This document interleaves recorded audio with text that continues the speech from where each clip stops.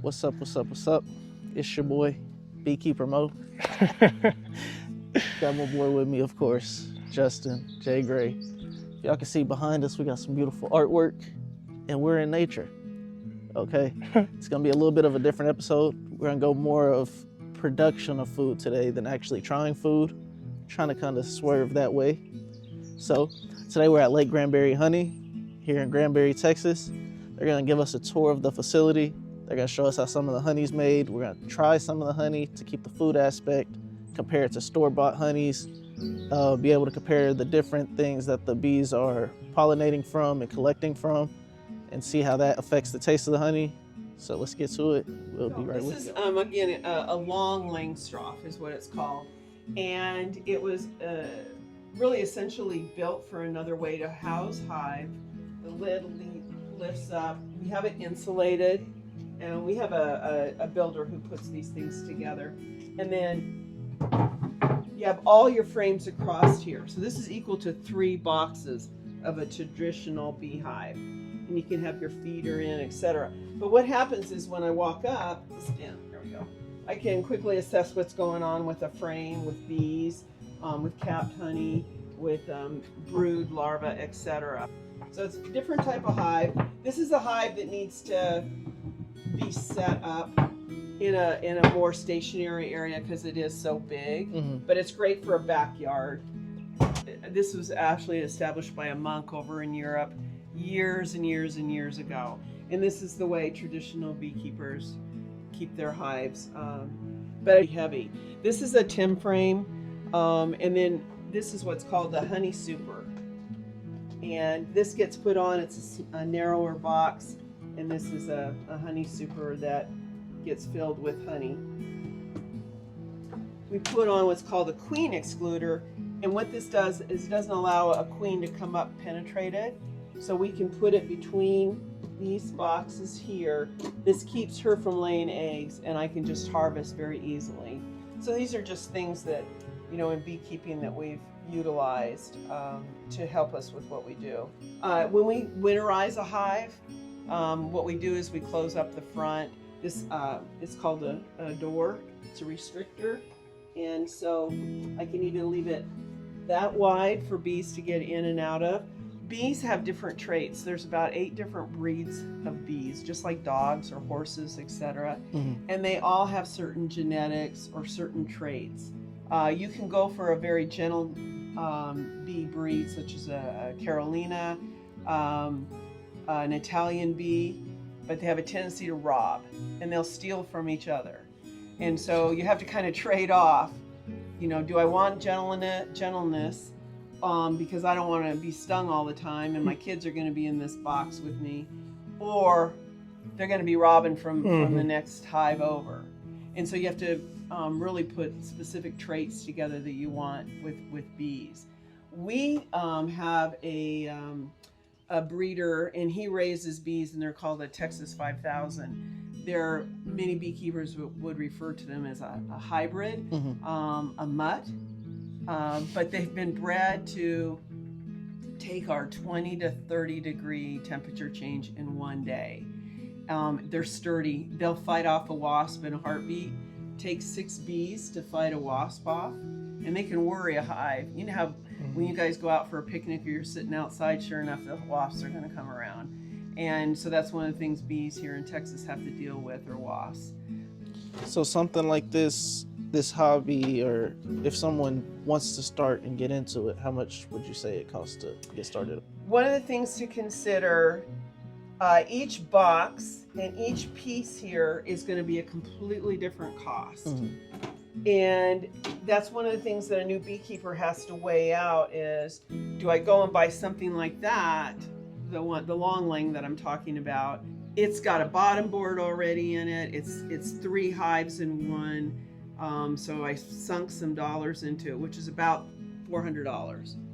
Where when I start out here, this may be $90 for the bottom box, and then I've got to get a telescoping lid for the top, which is going to be another $25, $35. Then I have an inner cover, which is another $18.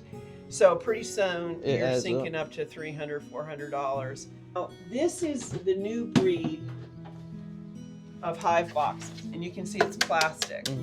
Where these wooden boxes have a R rating of 1 for insulation, this has a R rating of 7. So this box is going to keep my bees cooler in the summer, warmer in the winter. In the winter, if we've got a real tough cold weather coming on, we'll wrap these to keep our bees warm. Not all beekeepers do that, but that's one of the things that we do. So this cuts down on that cost. And we suggest to anyone who has a smoker to buy some type of a pot and then put it in this so that when you're putting it down on the ground, you're not causing a major fire. I've seen people burn their trucks when they put it in the back of the bed of their truck. They forget about their smoker and it'll burn them. The other thing I've seen people, especially when they're brand new and work in hives and they're not conscious of the heat that's coming off this, even though this has a metal guard, you know, they'll go ahead and touch themselves. It'll burn their suits. And then this is something else, or it'll burn their hand. They'll be holding it with their gloves, and pretty soon they'll feel the heat and they've got a burnt glove. So first off, bees send out pheromones. That's how they communicate to each other, through smell. And for example, if I walk up to a hive box and I pop that lid, all of a sudden the bees will put their butts in the air, and we'll say, hey, butts in the air. They're putting out an alarm, and it's a pheromone, and they excrete it. They send it out in the air, and it tells all the other bees in the area there's an intruder. And so everybody's on high alert, and so smoking it covers up that pheromone, covers up that smell. So they aren't aware, or they stop thinking about the intruder, which is me. And so I get them calmed down. The other way that we use the smoker is I will actually go inside. So one, I come up, I smoke the front, send out that to cover up any of the pheromones that are being sprayed inside or spread.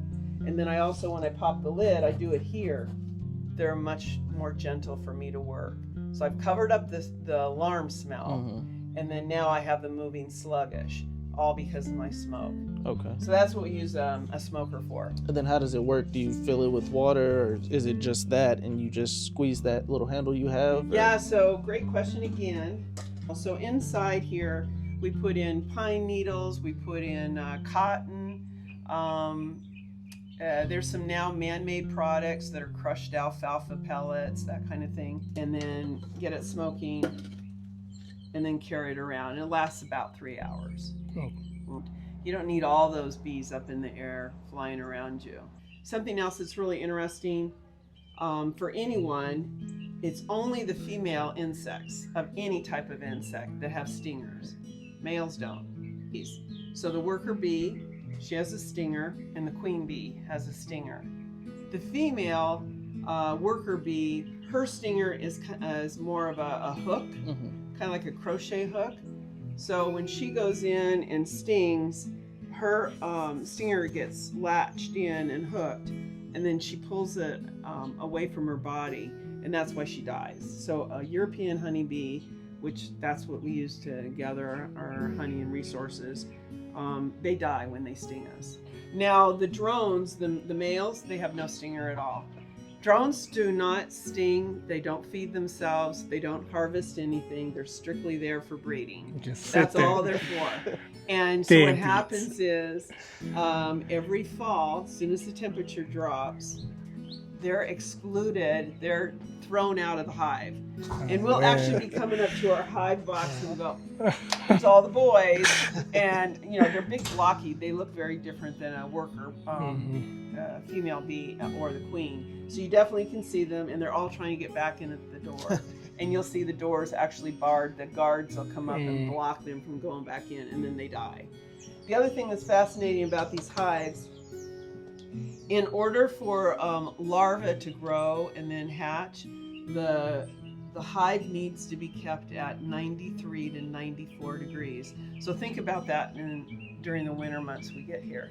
When we're at 40, sometimes 10, then up to 50, that box needs to keep their babies at 93 to 94 degrees. So they're inside the hive, and what they do is they come together and they put their wings next to their bodies, and then they raise these shoulder muscles.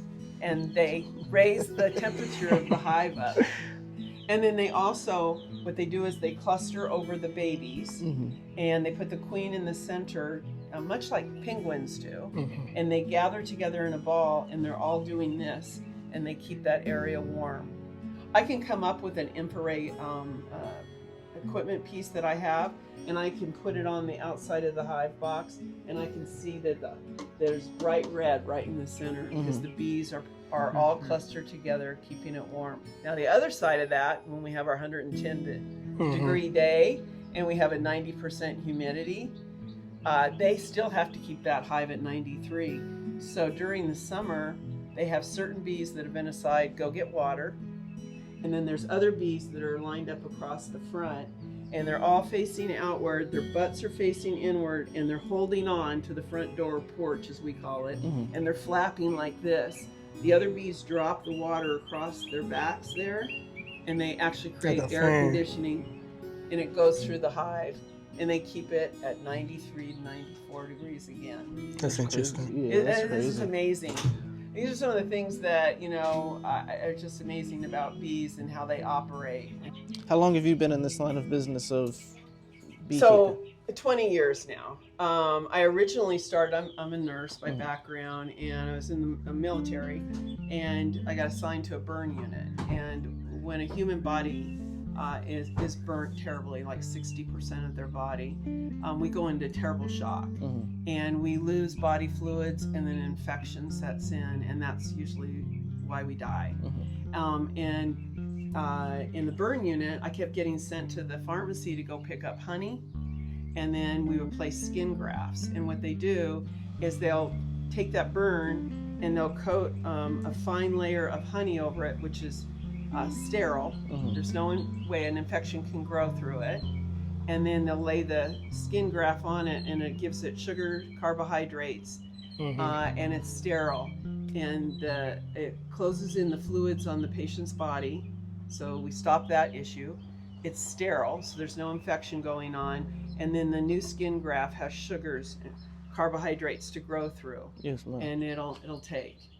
Like if I come from the gym, I'll take like a teaspoon of like raw honey for the carbohydrates and Definitely, stuff. and we've seen a lot of teams. We have a internship through Tarleton, and then we go to their open market, which is on the third weekend of the month, and the teams come over, and that's what they're using is they take It's a like a teaspoon scoop, before they work out for the carbohydrates and the sugar. Actually, very good for ulcerative colitis, ulcers, etc. There's a couple of pharmaceutical manufacturers that are actually creating a manufactured bee stomach, and they're trying to create larger amounts of honey so that they can sell it that way. But I do have patients who come through here that have been prescribed by their physician to go on local honey because they have ulcerative colitis or ulcers. It has an anti-inflammatory natural process, and so people will take that for their allergies when they have sinuses that are plugged up. And then plus, if you're taking local honey and it's an allergy that you have, you can take little bits of it because it has pollen in it. I didn't know it had this many health benefits to it. I just know for sore throats and stuff like that. And then just to eat for I take a scoop of honey every day. I didn't know it had that much benefits to it. Yeah, it has another product that they create. Oh, good, Mandy's here. I know Mandy hasn't had a chance to introduce herself, so I'll let. Hello. How you doing, Jason? Hi guys. Justin. Sorry. We went the other way. Nice to meet you. Of course. Thanks for having us. We're excited to share our story. We're excited too. We're excited to actually get to be up close with the bees. So everything that we've planted on the property is for a pollinator. Hummingbird is a pollinator. They collect nectar as well as spreading pollen with the way they move from flower to flower. And so everything that we've got put up around here that we've planted, and we've tried to go back to natives as much as possible in promoting the wildlife that we have in this area. Very cool. Which direction do you want to go? It's really up to wherever you want to lead us. So you want to look at that mural first? We can Yeah. Bugs. Oh, I didn't even see that. I don't know how she saw that. So, See, this is why I'm here, because I'm not a big fan of creatures I don't know too much about. Now you're gonna know about Like people be like, Yeah, oh, you're that- scared of this, but you're not scared of a dog. Like I know dogs, Nate. I know how they, act. That makes sense. So I'm not. And So that's once part I of what we learn, want to do. We want people to understand about bees. maybe I won't kill any bees. And one of the things of, if you have a bee buzzing around you, the last thing you want to do is be Yeah. doing one of Uh-huh. these. Yeah. Just remain calm. They're going to check you out. Maybe you've got some lemongrass mixed into your aftershave or whatever cologne you may be wearing. So they're going to be attracted to you. Like you brought up, knowing dogs and understanding a dog's temperament. Honeybees actually, the pheromones, so chemical smell that releases from our body and theirs, they can trigger that and sense that, right? So if you walk up to a hive and you're anxious and you're scared or you're being loud and aggressive, they're going to respond the same, much Matching the energy. way that a dog will. If you approach a dog aggressively, that dog Mhm. generally is going to come back at you aggressively, right? So we always try to teach our new interns and the new landowners and homeowners that we partner with in mentorship to be calm. There's a lot of science that supports bees regulate us, actually. They're used a lot with like PTSD, lowering our blood pressure, lowering our anxiety. Beekeepers have the longest life span of any other occupation in the world. So they actually are very beneficial to us, even if we're not directly ingesting their products, as it were, or directly using their products medicinally. So much like a dog, if you're chill. We do everything as organically as possible. We don't add pesticides or herbicides, both for our health and our native creatures' health. So in these buckets here, the shorter ones are actually potatoes. And then you can see The some strawberry, huh? strawberries. Yeah. These are blackberries. strawberries coming in. And then we have another strawberry all the way in the other corner. Strawberries need more like acid soil. They don't do great growing with most other crops, which is why they're separated. And they do need a bit more water, so we have to make sure to water them a bit more. But as Jan mentioned, we do have the rain barrels and we have hoses attached to those. So we do use our rain barrels for natural watering. And what's great about rain is it has minerals and micronutrients in it. So it's actually a lot more beneficial for the soil in your crops than like tap water would be. We're excited to taste the honey from what the bees are collecting for this spring, because they do have the blackberries that they've been gathering from the strawberries, as well as, from We can eat these? Yeah, just take Really? one. So what's really neat about these is they actually Fresh off are the a vine. native, which is why this particular breed is so spiky. You can buy other strains of blackberries that won't have those thorns, but it's rare that we can get a crop that's also native. So we lucked out there. Before we move on, I'm gonna take the We have time. tomatoes. This is Elijah, guys, the fourth dude now from Foods and Dudes. It's my nephew. He's he's doing an 4 p.m. internship under Durag. Yeah. So these brightly different colored, this is Swiss chard. It comes in different colors. You can get white Swiss chard, green Swiss chard. I opted for the rainbow variety. It's fun. Another thing I've learned over time, I was formerly a chef and nutritionist. During the pandemic, I went back to school and majored in plants and horticulture. And one of the things I learned while chefing was that we really eat with our eyes and our nose first. And particularly if you're trying to get somebody to try something new, color helps a lot, right? This is so fun. How fun is it to have something hot pink on your plate, right? So this far one, that is all onion. Onion is great for a couple of different reasons. But within our raised beds themselves, they're actually a major pest deterrent. So I think we may have harvested most of it by now, but we did plant on the edges of all of our beds some onion. So this is a great one right here. This is an onion, and you can tell that they're ready when they start popping like this. This is called shouldering, and they're just naturally ready. So you can just grab this like this and pull it right out.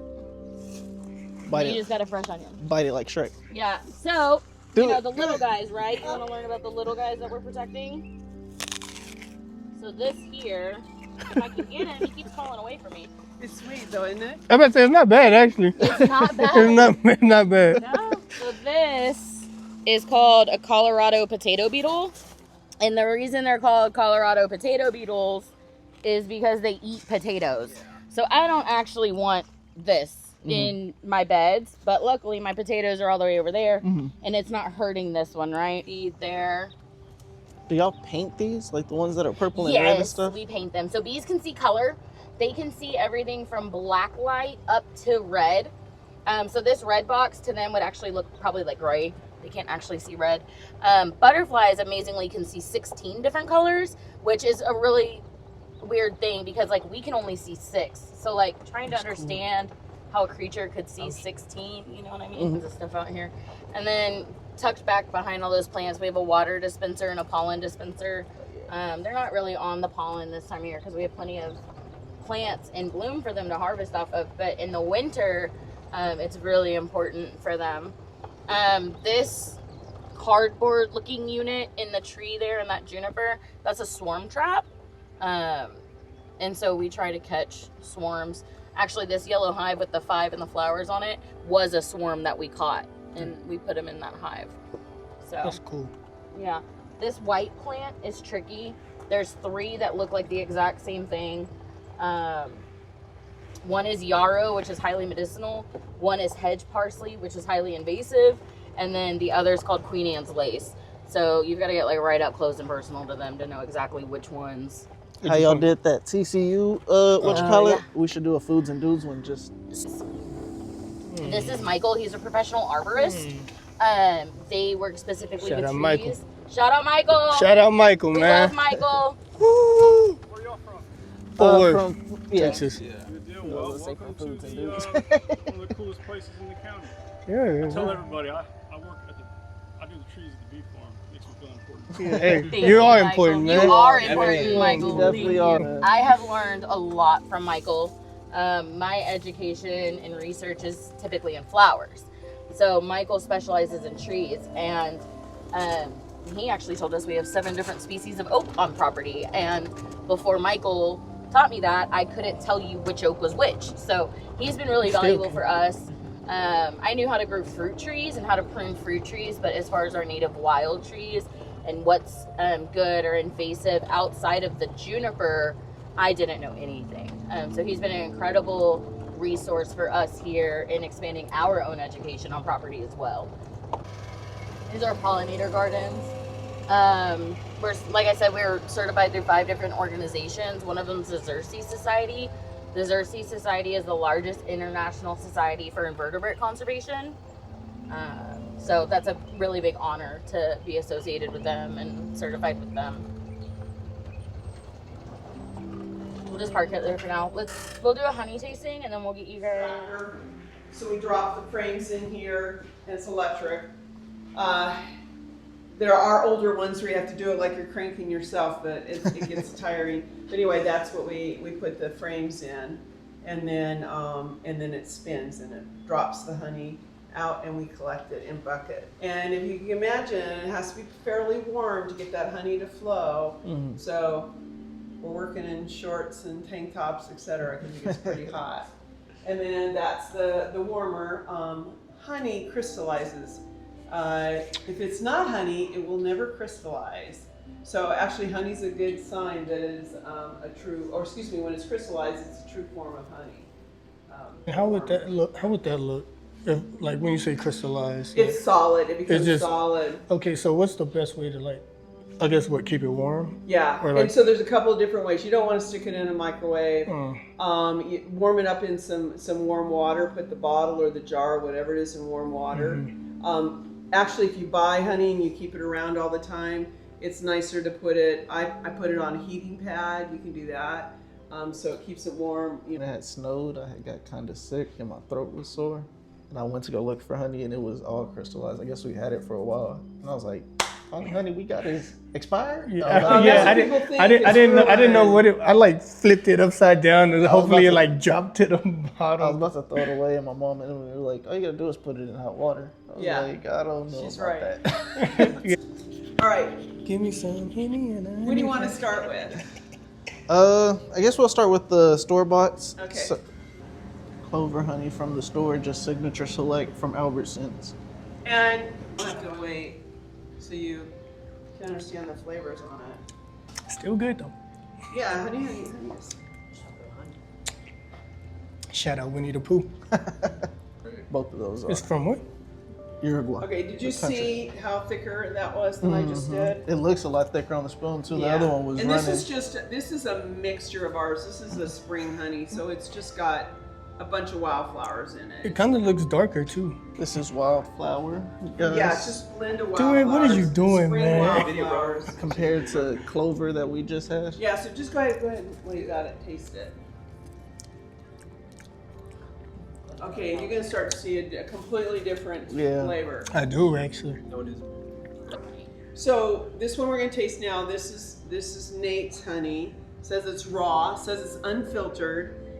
When we were reading the fine print on this, though, it turns out even though this is bottled in McKinney, Texas, it's Uruguay, right? That's what you read on the label.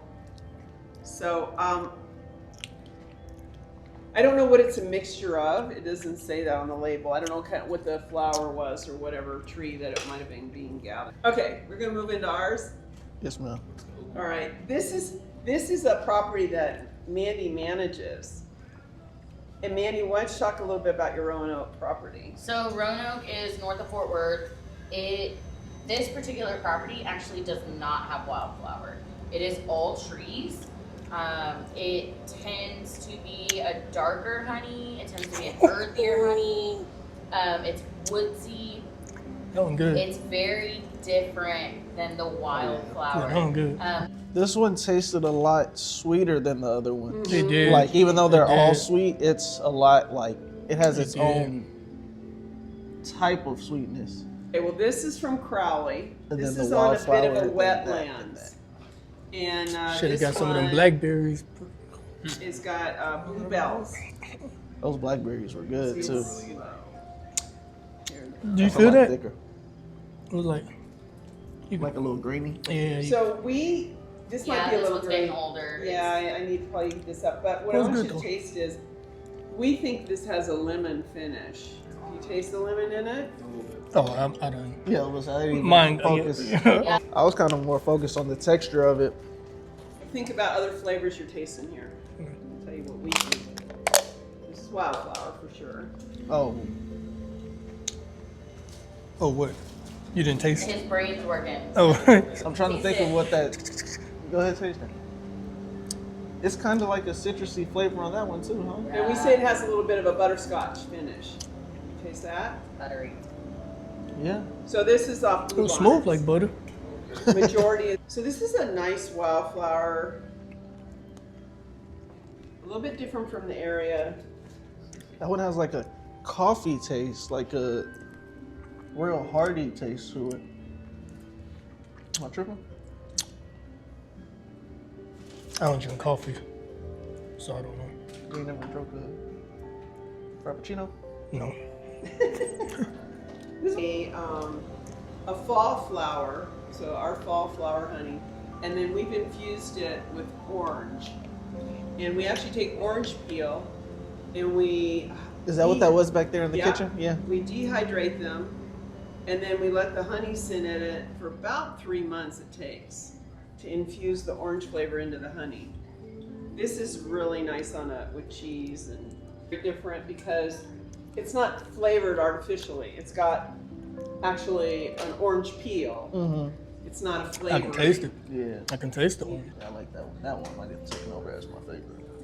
To a wildflower honey. And now this took what, 6 6 months? months. Yeah, this was. To get Takes this a long honey? time. This is really good in a green tea, maybe even a cold green tea. This is Chamomile tea. Do they have like different scents with them as well? With Oh yeah. Oh yeah. What is this like? It's totally different. What is it like lavender? cinnamon? Oh, Lavender. Oh yeah. But it's that- from lavender. It has a cinnamon. Tastes like a is spicier that something taste like to yeah? it. Yeah. Thought I was tripping. Still not first, but that's second right there. That one. Yeah. Yeah. So this is the This spring is habaneros fall. fall honey with habanero. Oh yeah. He said, "Ooh wee." Spicy. He said, This, "Ooh It wee." starts out just sweet and then the warm comes. this would go good on some like pizza. Yes. I have a Oh, wee. family from That's right. Kansas who orders it for their pizza. They're really into pizza. It's spring habanero. I didn't even show y'all before I licked the front. Because the spring honey is lighter. Yeah, Yeah, exactly. that one got a little more spice to it. It takes more up. That's I exactly think I like right. the fall one a little bit better. It kind of masks the flavor a little, or the spice a little bit Yeah, more. this one's more uncovered, the habanero. Because Yeah, the that spring one. That one. You know how he definitely- get. Yeah. He don't feel it. temperature, But it do look like peanut butter. and it's just like this. And this is another neat way to eat honey. Mm. This is really good on a good piece of toasted Like I said, it bread. look good. Honey and jelly. We throwing peanut butter out. I don't know. Maybe mix it in with the peanut butter. Okay. This- I like the more like liquefied honeys a little bit more, just because you can taste it a little bit more, in my opinion. That would be good on some toast, like she said though. Like some nice buttered toast. They were good. It's Let me get another every strawberry. time we have biscuits. That Biscuits would be habanero good. one that she had, Cornbread. the fall one. Fallen. Oh my God, on some Church's chicken biscuits. I might buy a bottle and go to Church's after this for real, cause So this is a bee suit. This is a canvas bee suit. It is very traditional. This is how bee suit started. Was a heavy canvas and like robes, like think monk robes, very heavy, thick linen robe situation. But y'all can feel this. It is heavy, but really it's not much thicker than your jeans. Bees can definitely get through this. This is better than nothing, right? And this was used historically for. The other thing with this type of material, if you get this wet, whether you drop some sugar water on you or water, or you're sweating, this starts clinging to you. And so that moves it even closer to your skin, and you're gonna feel that stinger penetrate. Whereas that triple weave, it holds it out. It's still got air flowing around it, and it will be away from your body. Yeah, so that's what I was going to talk about next is this triple weave. These are more modern on the market. How long now? 7 years? Yeah, I would say so. About 7 years. An engineer came up with these. It's called a triple weave for a reason. It's 3 layers. Now it is heavier, like physically to hold, but it's much cooler because this has no circulation in that canvas. This tends to be a lot sturdier, and as Miss Jan said, it doesn't cling to your body if it gets wet or dirty. Hive tools, I don't know if you want to come in or you want me to bring them to you, but different shapes, different preferences. I really like this J hook. I really like using this. If my finger's the frame, I like being able to stick this under the frame and then this little cut here, using that leverage to pop it up. My daughter really likes the crowbar. That's just her preference.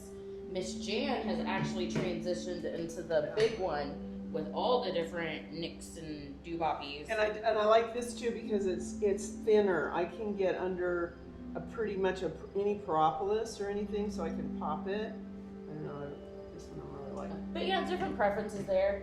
Bee brushes, they come in natural, which is typically made from horsehair, or this is a synthetic, and it's to wipe off frames or wipe off a door. We also use it a lot when we're checking boxes because they're stacked.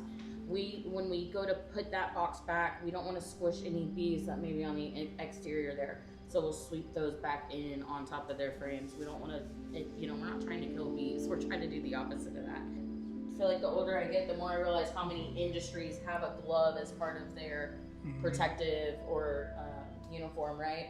So this first pair, very thick.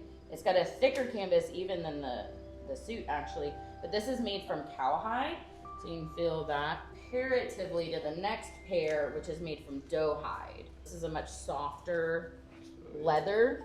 Now obviously, as with any given glove, you're gonna lose some dexterity range, right? This doe hide we find kind of very similar to the canvas suit. If it gets wet, whether that's sweat, water, sugar, It feed, starts sticking to you. it starts sticking to you, but it also becomes more penetrable. A lot of the major professional beekeepers have started moving into this nitrile space. So this paler blue is what we started with. So we've transitioned into these deep blues. And now Miss Jan, she'll double up on these. A lot of times I'll just wear a single of this, but I carry this pair behind you on my person at all times. So if I get a particular hive, we call them feisty. If they get sassy, if they're being a little more aggressive than another hive, I will slip these on over to double up. I believe so. Did you want us to sign some stuff and Yes. get out there? Yeah. And then it's warm out, it's humid. Do you have a t-shirt on? Yes. Okay, good, Yes. because you're gonna be too hot when you put your bee suit on with that sweatshirt too. You're Suffocate. fine, you're fine. And your picture's okay. All right. Justin in the cut. Waggle dance, do the waggle dance. Walking the party up, big. Dip on Hey, me. Bees communicate through dance. Yes. Yes. Yes, they absolutely do. Shut up, Phineas and Ferb. Yes.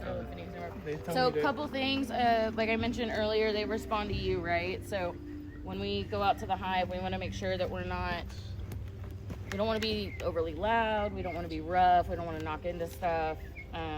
We'll lower our cadence even, just speaking tonally, because we want to keep them down as well. And then there's gonna be bees in the air, right? So again, you guys have got to stay calm. Bees have memory, both with smell and with sight. So they're gonna recognize Jan and I, our suits, our facial construction even. So don't be alarmed if there's fewer bees around us than there are y'all. So If it's y'all good can when people see catch through it. here, that's all the baby hives. So those are all brand new from this spring. They're only like 4 or 5 frames big, so they don't even take up a full box yet. Those hives are bigger than the ones here even. You can see how many are on the front porch here at the gates, going in and out. And you may be able to see some pollen pants coming in.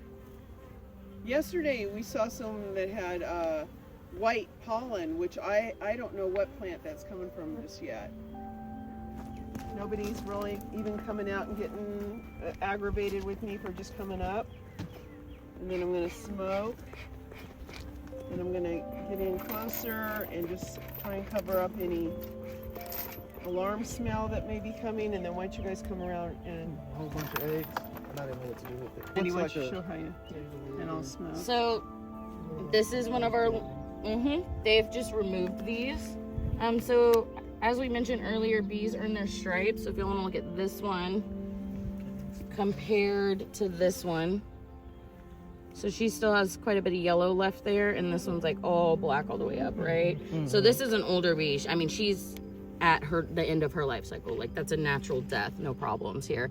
This may be an older bee, or she may have been an intruder if she's from a different hive.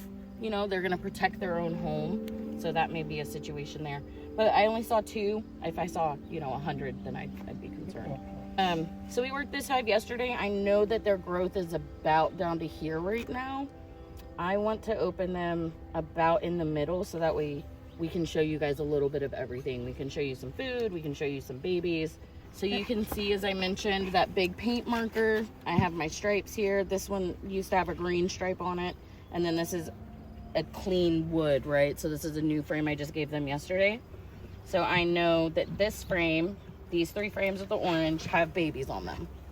So I'm just gonna take the edge of my hive tool and very gingerly, at an angle, push that just a little bit to break it free. Again, that propolis, they're sticking in between, if y'all can see that. And then I'm gonna use the hook of my tool and hook it underneath, and we're gonna bring this up. Beautiful. So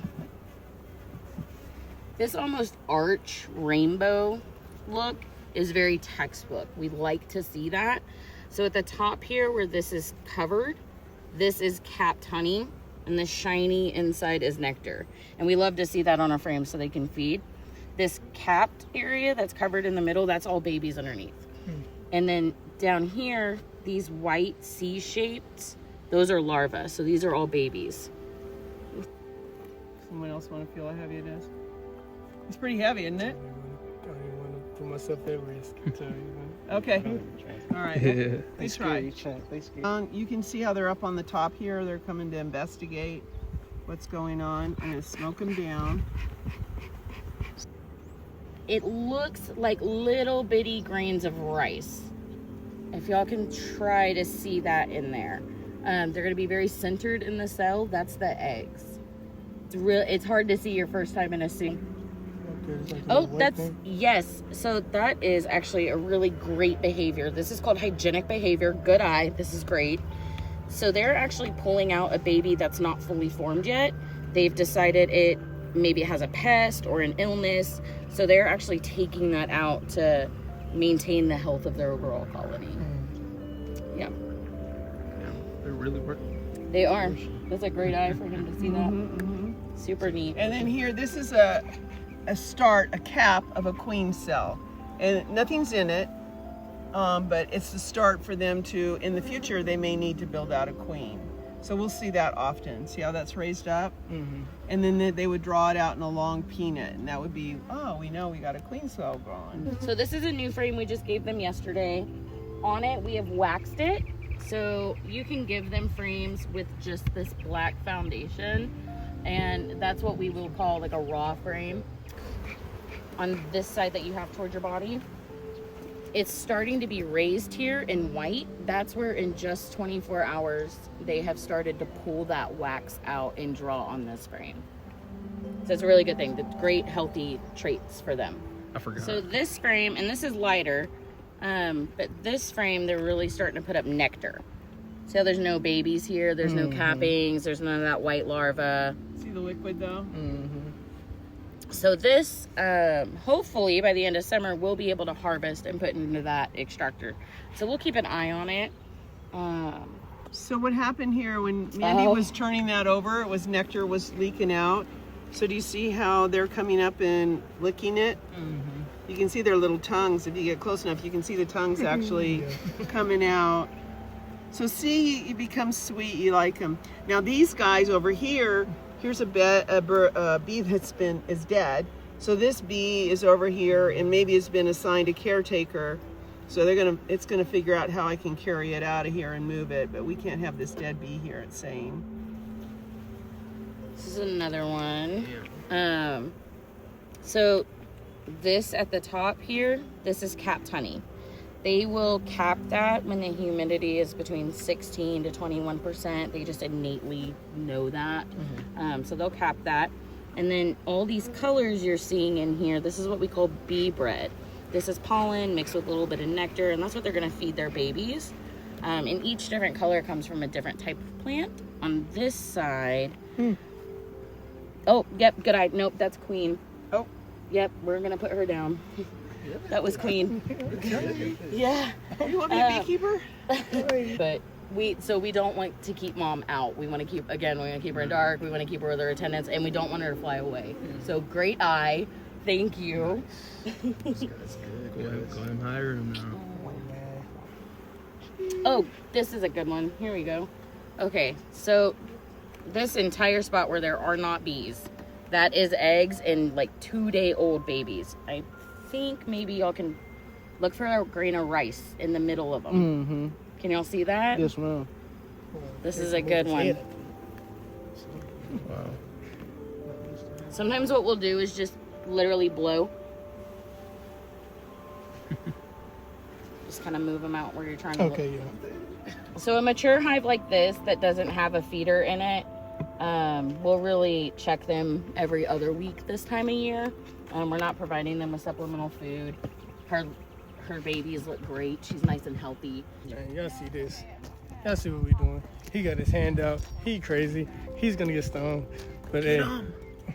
So when it's 115 degrees outside, that's the kind of stuff we're doing. We're infusing honey. We're harvesting produce for the storefront. We're following up with clients. All right, guys. So that was our day at the bee farm, Lake Grandbury Honey.